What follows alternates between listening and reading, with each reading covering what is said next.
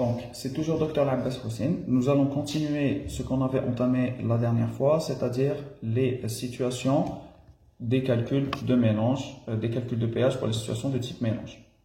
Donc, on va passer directement à là où on s'était arrêté la dernière fois. Donc, on s'était arrêté au mélange de type acide faible, base faible. Alors, pour les mélanges de type acide faible, base faible, ici, vous devrez seulement considérer le cas où vous serez en équimolaire. Donc, c'est le seul cas qui va rentrer dans votre programme. Les autres situations sont beaucoup plus compliquées et nécessiteront des calculs un peu plus poussés. Donc, pour les mélanges acide faible, base faible, nous n'aurons pas les situations de prédominance de l'acide faible par rapport à la base faible ou les situations de prédominance de la base faible par rapport à l'acide faible. Nous aurons seulement le mélange équimolaire. Alors, pour le mélange équimolaire, la solution, ou plutôt l'équation à utiliser, est une équation très simple. Ça sera la demi-somme des pKa du premier couple et des pKa du deuxième couple.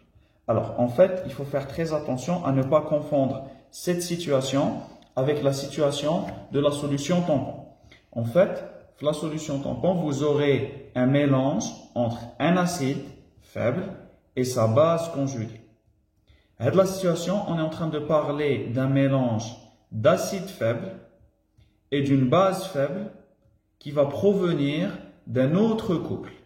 Donc ici, nous sommes face à des entités qui proviennent de deux couples différents et ici, on est face à des entités qui proviennent du même couple. Donc si je peux vous donner un exemple, vous aurez ici dans la situation d'une solution tampon CH3COOH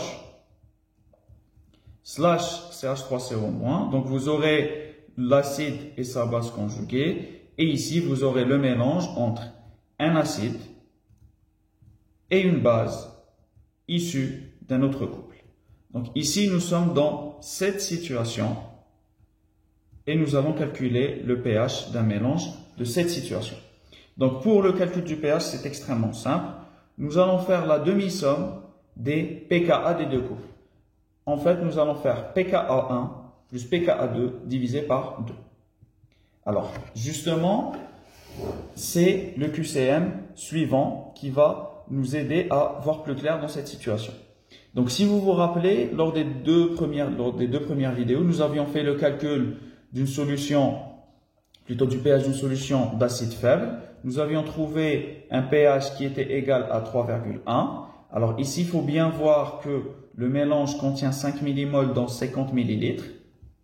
Pour la deuxième situation, nous avions les mêmes configurations, c'est-à-dire 5 millimoles dans 50 millilitres, cette fois d'une base faible, d'un couple différent. D'accord? Et nous avions trouvé la valeur de 10,1.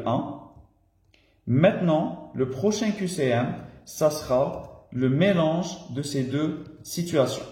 Donc, on va mélanger la solution A avec la solution B. Quel est le pH de notre mélange?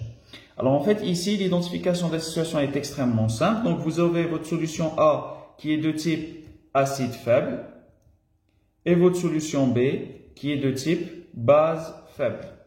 Alors ici, il est très important de voir que l'acide faible et la base des deux solutions sont issus de deux couples différents. Donc nous avons deux pKa différents.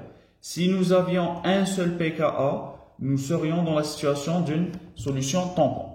Alors ici, qu'est-ce que nous allons faire? Un calcul très simple. La demi-somme de pKa1 plus pKa2. Donc, le pKa1, si vous vous rappelez, il était égal à 5,2, le pKa du couple dont l'acide faible provenait, et le pKa2, il était de 9,2, c'est le pKa du couple dont la base provenait. Donc, nous allons faire la somme de ces deux valeurs divisée par 2. Donc, 5,2 plus 9,2 divisé par 2, vous aurez le résultat suivant. Donc 7,2 et ça sera le pH de notre mélange. Donc cette situation est une situation assez simple et elle reste quand même une situation hyper tombable dans votre examen. Alors, pour faire la différence entre cette situation et donc cette situation que nous venons de voir maintenant et la situation de la base, ou plutôt la situation du mélange où l'acide et la base proviennent du même couple, nous avons le QCM suivant. Donc, on a 1 litre de mélange ammoniac-chlorure d'ammonium. La concentration en base est Cb égale 0,2 normal. La concentration en acide est Ca égale 0,4 normal. Le pH d'une telle solution est 2. Alors ici, première chose à identifier, c'est le terme mélange. Donc, nous sommes face à un mélange.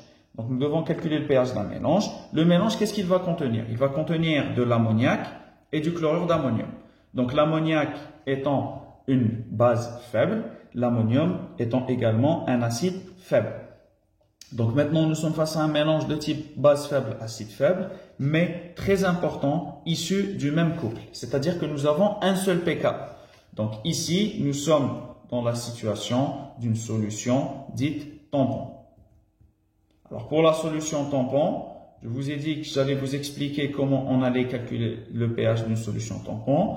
Donc, pour le pH d'une solution tampon, ça sera égal à pH égale pKa plus log A-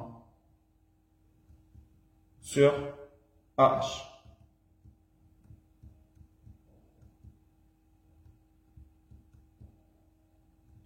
Donc, ici, vous allez juste remplacer par les valeurs. Donc, vous aurez ici 9,25 plus log 0,2 normal divisé par 0,4 normal.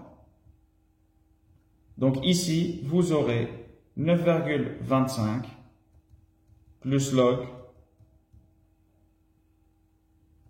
0,2 divisé par 0,4. Alors, si vous faites l'application numérique, vous aurez pH est égal à 8,94.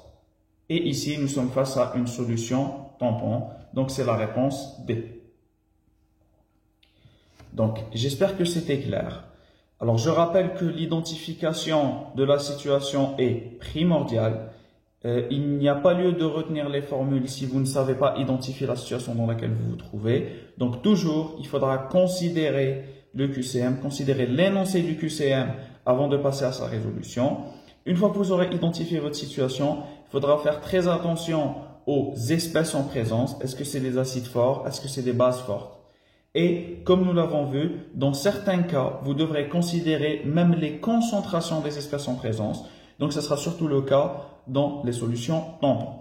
Alors, pour ce qui est beaucoup plus posé lors des concours d'accès au résidanat, vous avez les solutions tampons, les calculs de pH de solutions tampons et les calculs de mélange acide faible, base faible, issus de 2 couples différents.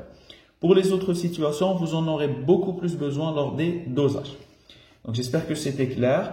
On se retrouve avec une prochaine vidéo, cette fois-ci avec un nouveau chapitre, le chapitre de la précipitation.